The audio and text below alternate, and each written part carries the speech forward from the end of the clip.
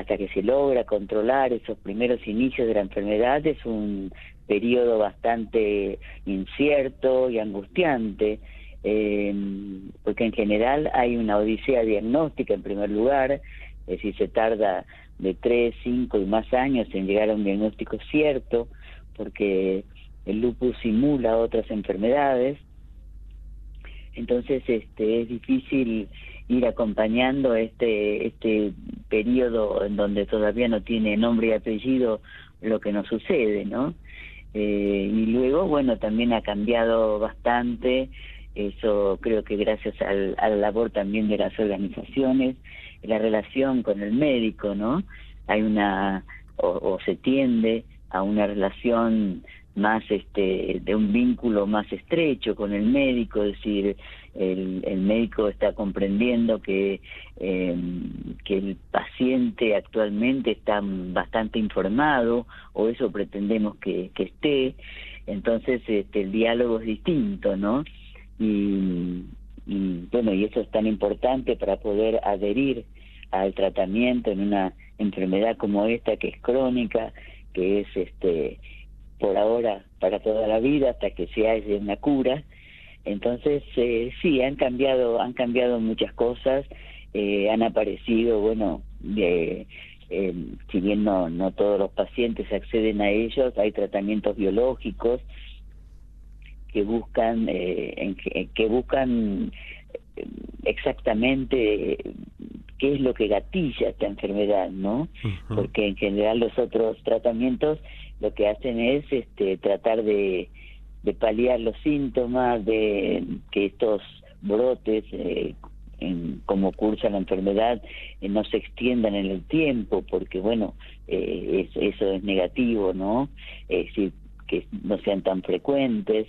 Pero bueno, hay una gran esperanza en los tratamientos biológicos, porque ellos apuntan a la esencia, ¿no?, de qué es lo que origina este despertar de la enfermedad.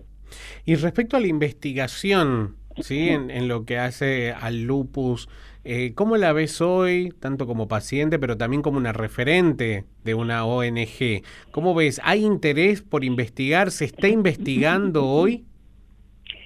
Se está investigando, no lo suficiente, a nuestro entender, es decir, el lupus integra el colectivo de las enfermedades poco frecuentes, Sí. aunque creemos que es la más frecuente de las poco frecuentes. Entonces, no se destinan, digamos, recursos como con otro tipo de enfermedades, ¿no? Y esto es siempre un trabajo de promoción que hacemos nosotros para que se siga con el interés en la investigación. Hay grupos, hay muchos grupos de investigadores actualmente que actúan en forma global. Nosotros tenemos el grupo GLADEL, que es el grupo de estudio de Latinoamérica del lupus, que ha hecho muchas investigaciones desde hace muchos años y sigue trabajando. Y bueno, y hay otras investigaciones que están en danza, pero bueno, esto lleva años, no, cada vez que se descubre algo, digamos, las noticias se descubrió tal cosa, y uno como paciente cree que bueno, ya está, ahí está la salida, pero tenemos que comprender que no, que la ciencia avanza, pero tiene sus tiempos, ¿no? Sí, y además estamos hablando de una enfermedad autoinmune, es decir, es complejo muchas veces como paciente, como usuario, poder comprender esto y luego también comprender la complejidad que tiene el hecho de poder avanzar en un tratamiento y por qué no, tal vez en algún momento en poder descifrar, ¿no?, todo lo que pasa internamente en el organismo. Es decir, no estamos hablando de una enfermedad muy sencilla ni tampoco muy conocida. No, claro que no. Además, que bueno, en el lupus hay una predisposición genética, donde se han detectado más de 100 genes que son compatibles con lupus, pero el poseer esos genes no indica que necesariamente uno va a tener la enfermedad, sino que necesita de factores medioambientales, digamos, necesita de de otros factores que como el estrés, como las emociones, como el sol. Los rayos ultravioletas son, digamos, uno de los principales factores para que despierte una crisis de lupus, algunas infecciones. Hay una serie de factores que en verdad para nosotros como pacientes es una herramienta que podemos trabajar, ¿no? Porque depende mucho del autocuidado que nosotros podamos lograr, del estilo de vida que adoptemos, pero bueno, hay que ir comprendiendo que todas estas cosas tienen una incidencia fundamental, más allá de la predisposición genética. La verdad que sí, la verdad que sí. Y desde ALUP, ¿cómo están trabajando? Porque sabemos que ustedes tienen un alcance prácticamente nacional y bueno, es un país muy grande, muy diverso. ¿Cómo Sí. es el hecho de tener de poder acompañar a pacientes en distintos puntos de la República Argentina? Bueno, en esta época que nos toca vivir de pandemia, se ha agudizado muchísimo todo el trabajo virtual, ¿no? Y además, bueno, si bien ALUA llega a nivel nacional, también hay otros grupos que se han ido formando en el tiempo en varias provincias, que también hacen su aporte y entre todos nos vamos relacionando. Es decir, esta situación que tenemos, para ver un poco el lado positivo, nos ha conectado entre nosotros, entre los grupos locales, regionales, entre los grupos de Latinoamérica, entre los grupos internacionales. Es decir, que estamos muy de la mano todos, ¿no? Y vamos intercambiando experiencias, saberes, actividades, compartimos actividades. Nosotros este sábado pasado hicimos este simposio latinoamericano, en donde a partir de la plataforma de educación Hablemos de Lupus, que es un sitio creado por médicos reumatólogos latinoamericanos de educación para los pacientes, hemos podido coordinar juntamente con Chile y con México un simposio en donde confluimos toda Latinoamérica, ¿no? Fue realmente un encuentro muy enriquecedor.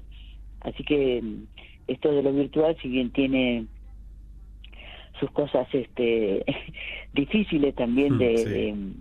de mantener, ¿no? En el tiempo, porque bueno, es bastante desgastante todo lo virtual, pero por otro lado es muy positivo todas las relaciones y los vínculos que se van armando, que son vínculos de contención, ¿no? Y de fortaleza que intercambiamos entre todos. La verdad que sí. Y obviamente el hecho de la pandemia, ¿cómo ha afectado a los pacientes? ¿Ha retrasado sus consultas, el acceso a los tratamientos? ¿Cómo ha sido? Y sí, ha habido sigue habiendo mucho problema para acceder en general, ¿no? A los controles médicos, porque bueno, está todo priorizado en el COVID. Entonces nosotros tenemos la doble preocupación, ¿no? De los controles nuestros que se ven postergados, y por otro lado también el temor a contagiarnos, ¿no? Por tener una enfermedad autoinmune. Si bien toda la parte de telemedicina se ha ayudado bastante, el tema es que, como sabemos, no todos tienen acceso al internet y a esas vías de comunicación. Entonces, cuando se nota bastante la desigualdad, ¿no?, en nuestra región, y los problemas que ya existían y bueno, y que se ha agudizado mucho en todo este periodo, ¿no? La verdad que sí. Teresa, ¿cuál sería tu mensaje para aquellas personas que recientemente recibieron el diagnóstico de lupus, que recién están comenzando a andar este camino? Y bueno, que seguramente van a tener que pasar por el proceso obligado de aceptación, ¿no?, de esta circunstancia que nos toca en suerte, que por lo menos por suerte hay mucho para hacer sobre el lupus con respecto a los pacientes, que es una etapa quizás difícil de llevar, porque bueno, todo es nuevo, todo es incierto, no hay dos casos iguales, no hay tratamientos similares, así que uno necesariamente tiene que ir acompañada del equipo médico transitando este periodo incierto, pero seguramente pronto viene el otro periodo, que es el de bueno, ya tengo esta circunstancia, ¿cómo hago para seguir adelante de la mejor manera posible, no? Y bueno, para eso está la información, que es muy importante porque nos da un cierto control sobre la enfermedad, cómo cuidarnos, cómo intercambiar con el médico,